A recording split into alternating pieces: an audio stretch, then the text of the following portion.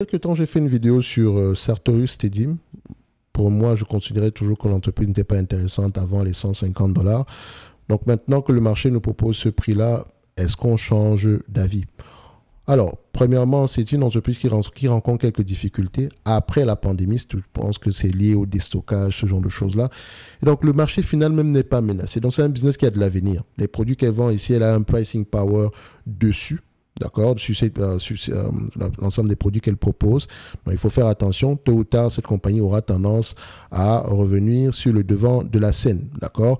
Donc, ici, on va faire un tour d'horizon du revenu, c'est la croissance des revenus ici. Il y a une partie ici des revenus.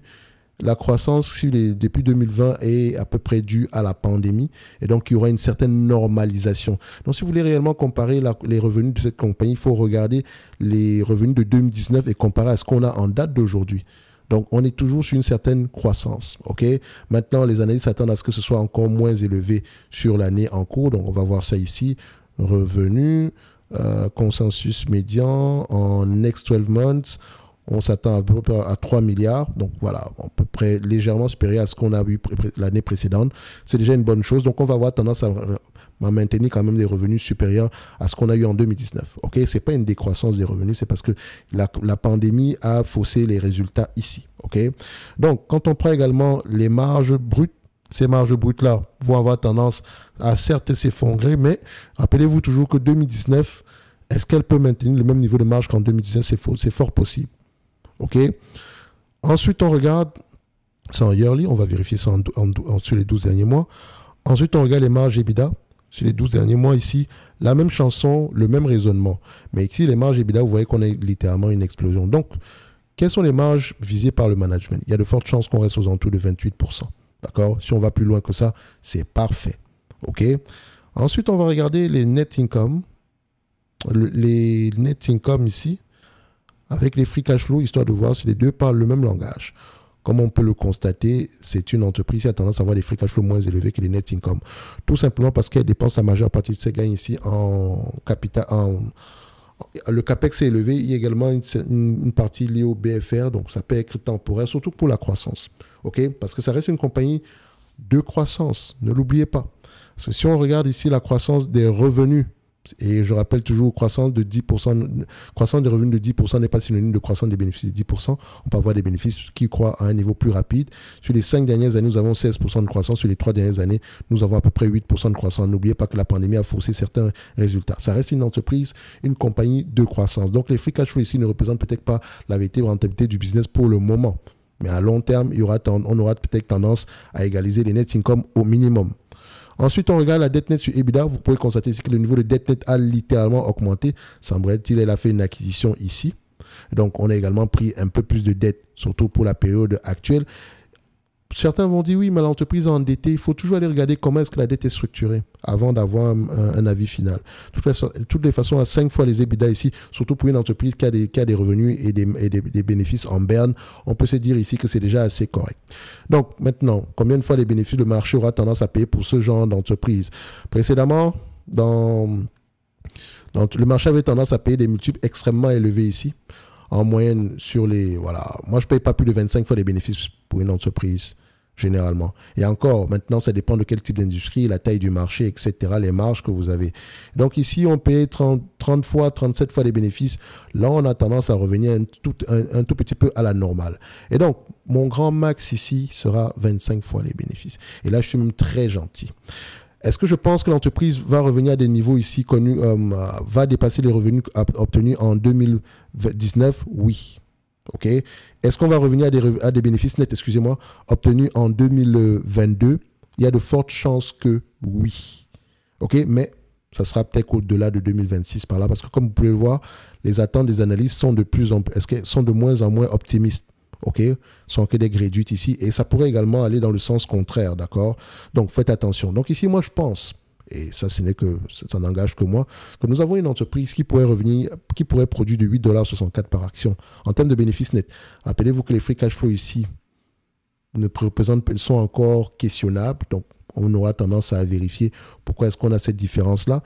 Mais grosso modo, en date d'aujourd'hui, on me demande de payer aux alentours de $153, une entreprise qui pourrait au mieux, au-delà de 2026, me rapporter $8,64. Parce que je pense toujours qu'on peut générer le $8,64 ici par action. Donc, par rapport au prix actuel, ça donne à peu près un rendement sur coût de 5%. Si on prend les attentes de 2026, d'accord, $6,81, à 25 fois les bénéfices, ça donne $170, moins la dette nette. OK. On a une dette nette de combien en date d'aujourd'hui?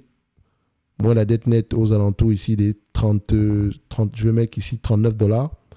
Donc, ici, on a combien?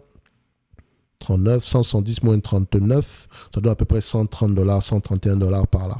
OK? Donc, maintenant, tout va dépendre du volume de croissance à venir.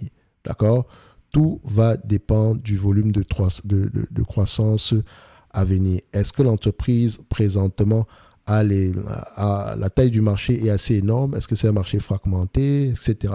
Donc, il faut vraiment questionner le marché final ici pour avoir un avis complet sur Sartorius. Moi, je dirais qu'au prix actuel, ça commence à être intéressant. OK? Ça commence à être intéressant au prix actuel. Et donc, ça demande un approfondissement au-delà des chiffres proposés en date d'aujourd'hui. Je dis bien au-delà des chiffres. Donc, si vous avez du Sartorius en dessous, aux alentours des 150, ou bien, voilà, pourquoi c'est peut-être intéressant d'approfondir en date d'aujourd'hui. Mais en termes de pérennité du business, je pense que cette entreprise a de l'avenir. OK? Cette entreprise a de l'avenir. En tout cas, il y a encore beaucoup de questions à poser derrière. Sartorius, je pense que c'est une entreprise que je rajouterai dans ma watchlist. D'accord? Avec, comme je l'ai mentionné ici, un price target. Ici, on était aux alentours de combien? 39. J'avais mis à peu près combien ici? À 25 fois les bénéfices. On va mettre ça. 25. Voilà. On était à peu près à 170 moins 39. 170. Si, moins, je vais mettre moins 40 ici, ça donne à peu près $130. Ça sera à peu près mon objectif de prix à partir de ce niveau. Quand je dis $130, j'ai pris en considération la dette. OK? J'ai pris en considération la dette. Mais faites attention, ce que je dis ici, c'est au prix actuel, ça commence à être intéressant. D'accord? Parce qu'en date d'aujourd'hui, c'est toujours une entreprise qui peut revenir aux alentours de $8,64. Ce n'est pas un business qui est en train de mourir.